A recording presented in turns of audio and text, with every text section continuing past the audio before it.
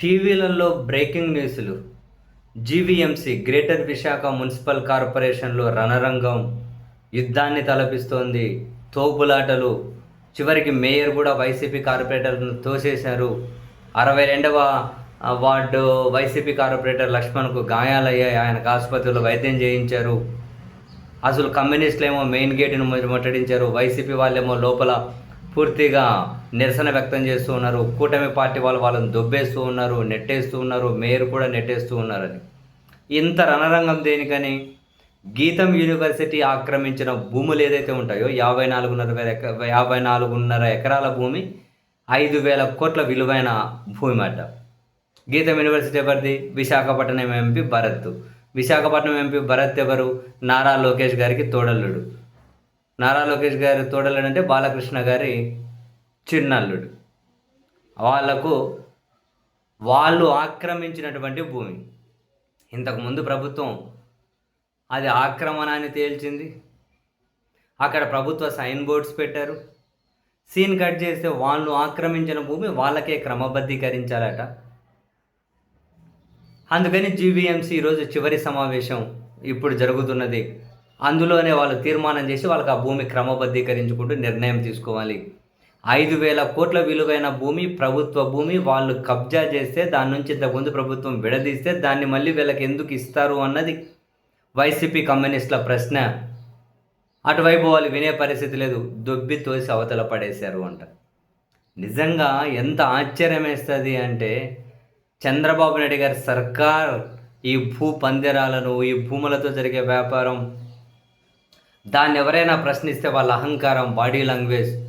అసలు గీతం యూనివర్సిటీ వాళ్ళు ఆక్రమించిన 54.5 ఎకరాలు, 5,000 కోట్ల విలువైన భూమి వాళ్లకు ఎందుకు ఇవ్వాలి అన్న ఒక్క ప్రశ్నకి వీళ్ళు ఎవరైనా సమాధానం చెబుతారా? అసలు వాళ్ళకి ఎందుకు ఇవ్వాలి భూమి? వాళ్ళు ఏమైనా సమాజ సేవ చేస్తున్నారా? ఉచితంగా ఏమైనా కనుక పిల్లలకు చదువు చెబుతూ ఉన్నారా? ఆ కాలేజీ చైర్మన్ కూడా ఆయన విశాఖ ఎంపీ భరత్ ఏమన్నారు? డబ్బున్నోళ్ళే చదువుకుంటారు మా దగ్గర, ఓపెన్గానే చెప్పారు. పోనీ వాళ్ళకి ఏమైనా ఆ భూమి అవసరాలు ఇప్పుడు ఉన్నాయా? ఆడి గీతం యూనివర్సిటీ ఏమైనా రేకుల షెడ్లో నడుస్తుందా? ఇప్పుడు అంత భూమి ఉంది. ఇప్పుడు ఎక్స్ట్రా మళ్ళీ ఈ భూమి వాళ్ళకి ఇవ్వాల్సిన అవసరం ఏంటి అంటున్నా. అవసరాలు ఏంటి? వాళ్ళకి ఇవ్వడం ద్వారా ప్రభుత్వానికి అంటే ప్రజలకు అనుగురే ప్రయోజనాలు ఏంటి? ఆ భూమి వాళ్ళకి ఇవ్వడం ద్వారా ప్రజలకు అనుగురే ప్రయోజనాలు ఏంటి? ప్రభుత్వ భూమి అంటే దాని అర్థం ఏంటి? ప్రజల భూమి. వీదేమన్నా జమీందారీ వ్యవస్థ నడుపుతూ ఉన్నారా ఇప్పుడు చంద్రబాబు నాయుడు గారి సర్కార్? విశాఖలో అతి తక్కువ ధరకు భూములు ఎందుకు ఇస్తారు, 99 పైసలకు ఎలా ఇస్తారు అని నారా లోకేష్ గారిని అడిగితే బరాబర్ ఇస్తా. ఏంటి ఆయన సొంత భూములు ఇచ్చినట్లే, సొంత ఆస్తి ఇచ్చినట్లే. ఎందుకు ఇస్తున్నారో ఎక్స్ప్లెయిన్ చేసేది కూడా లేదు. పాలకులకు ఎంత అహంకారం చూడండి. ఇప్పుడు గీతం యూనివర్సిటీ భూములు ఎందుకు, దేనికోసం ఇస్తూ ఉన్నారు? ఇవ్వాల్సిన అవసరం ఏంటి?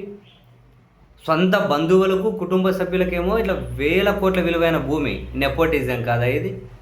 వాళ్ళ సన్నిహితులైన పారిశ్రామికవేత్తలకు, వాళ్ళ సన్నిహితులకు, కుటుంబానికి, వాళ్ళ సన్నిహితులకు మాత్రం పారిశ్రామిక అవసరాలు అని చెప్పి 100 ఎకరాల భూమి. క్రోనీ క్యాపిటలిజం కాదా అది? ఇలాంటి విధానాల వల్లనే లాటిన్ అమెరికా మన్నునాకిపోయాయి. దేనికోసం ఇస్తారు? ముఖ్యమంత్రి గారు వాళ్ళ కుమారుడికి కావాల్సిన వాళ్ళకేమో అది తక్కువ ధరలకు భూములకు లేదు ఇట్లా ఉచితంగా క్రమబద్ధీకరిస్తారు. ఉప ముఖ్యమంత్రి వాళ్ళకి కావాల్సిన బిజినెస్ పార్ట్నర్లకేమో ఏం అనుభవం లేకుండా ఈ స్కూటర్లు తయారు చేస్తామని కర్నూలు ఓర్వకల పారిశ్రామిక పార్కు పక్కన టీజీ విశ్వప్రసాద్ అని చెప్పి ఆయనకు 1,200 ఎకరాల భూమి అంట. ఏం చేస్తున్నారు? ఎక్కడైనా ఒక భూమి ఒక పరిశ్రమకో ఒక వ్యక్తికో కేటాయించాలనుకున్న టెండర్లు పిలవండి. వాళ్ళు ఏ అవసరాల కోసం భూమి కావాలంటున్నారో, ఏ ప్రాజెక్టు పెడతామంటున్నారో ఆ ప్రాజెక్టు పెట్టే వాళ్ళు ఇంకెవరైనా ఇంట్రెస్ట్ ఉంటే, ఆసక్తి ఉంటే రండి అని చెప్పి ప్రభుత్వం ఇన్విటేషన్స్ ఇవ్వండి, పిలవండి. ఎక్కడైనా ప్రభుత్వాలు అంతో ఇంతో రాయితీలు ఇస్తారేమో, ఇంకేమైనా జిఎస్టీ దీంట్లో ఎగ్జామ్షన్స్ ఇస్తారేమో. 100 ఎకరాలు, 1,000 కోట్ల విలువైన భూములు ఇచ్చేసుకుంటూ పోతే ఏమంటే ఇస్తాం. ఏంది ఇస్తాం?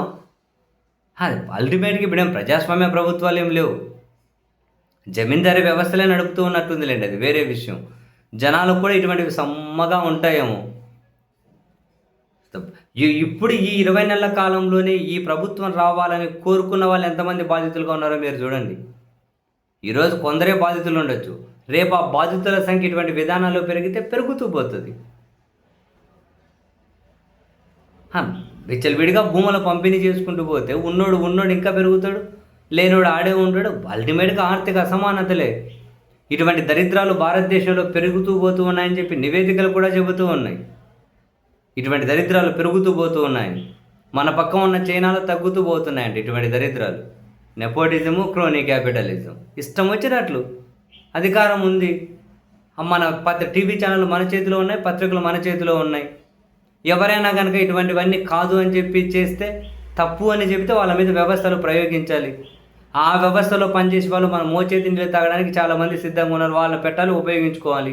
ఎవడైనా నిక్కచ్చిగా పనిచేస్తే వాడిని ట్రాన్స్ఫర్ చేసి పక్కకు పడేయాలి. జనాల్లో చైతన్యం లేదు.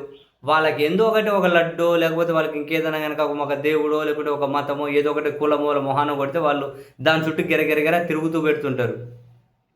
సందట్లో సడేమయ్య మనం కుటుంబ సభ్యులకు వేల కోట్లు దోచిపెట్టేసేయాలి. సన్నిహిత పారిశ్రామికవేత్తలకు దుబ్బిపడేయాలి భూమి. అవసరమైతే వాళ్ళ దగ్గర నుంచి పార్టీ ఫండ్ తీసుకోవచ్చు, లేదంటే ఇంకో రకమైన ప్రయోజనం పొందవచ్చు. ఒక్కసారి అధికారంలోకి వచ్చినారు అనుకుంటే ఇంత ఈజీగా డబ్బులు. అంటే ఇటువంటివన్నీ కొనసాగించుకుంటూ పోవాలని చెప్పి అధికారం కోసం ఏ స్థాయి వరకు అయినా వెంపర్లాడడం, అధికారంలో ఉండడం కోసం ఏ వ్యవస్థనైనా దుర్వినియోగం చేయడం. అవి ఇండిపెండెంట్గా పనిచేయాల్సిన కాన్స్టిట్యూషనల్ బాడీస్ కూడా, వ్యవస్థలు కూడా, వాళ్ళు కూడా ఏమంటారు అమ్ముడుపోయే పరిస్థితి. వాళ్ళు కూడా వ్యవస్థలు సక్రమంగా పని చేయించలేరు. వాళ్ళ మీద విమర్శలే. ఎంత దారుణంగా తీసుకెళ్తూ ఉన్నారు. అసలు ఆశ్చర్యం వేస్తుంది. ఒక్క రీజన్ చెప్పమనండి, గీతం యూనివర్సిటీకి భూములు ఎందుకు ఇస్తున్నారు అని. వాళ్ళు ఆక్రమించిన భూములు ఎందుకు ఇస్తూ ఉన్నారు? రీజనే లేకుండా అది ప్రజల భూమి. అసలు ఏ అవసరాలకని వాళ్ళకు భూమి ఇస్తున్నారు వీళ్ళు? ఎక్కడ భూమి ఇవ్వాలని, అసలు ఎందుకు ఇవ్వాలి ఏ పారిశ్రామికవేత్తకైనా? పోనీ వాళ్ళు ఏమైనా స్పెసిఫిక్ టైం పీరియడ్లో సంవత్సరంలో ఫినిష్ చేసేస్తాం, 2 నెలల్లో ఫినిష్ చేస్తాం, అట్లా ఏమైనా ఉంటుందా? ఈరోజు భూములు తీసుకుంటే 20 ఏళ్ళు దాని మీద ఊసులే పలుకులే. మళ్ళీ ఎవరైనా ప్రభుత్వం మారితే ఆ మారిన వాళ్ళతో వాళ్ళు మళ్ళీ దగ్గరగా క్లోజ్ ఉంటే అయిపోయాయి. ఇంకా అది ఆ భూముల మీద అవసరమైతే బ్యాంకు లోన్లు తెచ్చుకుంటారు. ఆ డబ్బులు ఇంకెక్కడన్నా వాడుకుంటారు. ఇంత విచ్చలవిడితనం సమాజంలో పెరిగిపోతే, పాలకులు ఇంత దారుణంగా వ్యవస్థలను వాడితే, నెపోటిజం, క్రోనీ క్యాపిటలిజం అనేది యథేచ్ఛగా ఇంతగానం పెట్టిరిగిపోతే ఎక్కడికి వెళ్ళి ఆగాలి? చాలాసార్లు ఆశ్చర్యం వేస్తుంది. ఇంత అహంకారపూరితంగా పాలకుల నిర్ణయాలు తీసుకోవడం ఏంటి? వేల ఎకరాలు ఇచ్చేసుకుంటూ పోతే చాలా దారుణమైన నిజంగా ఏ మాటకు ఆ మాట కానీ.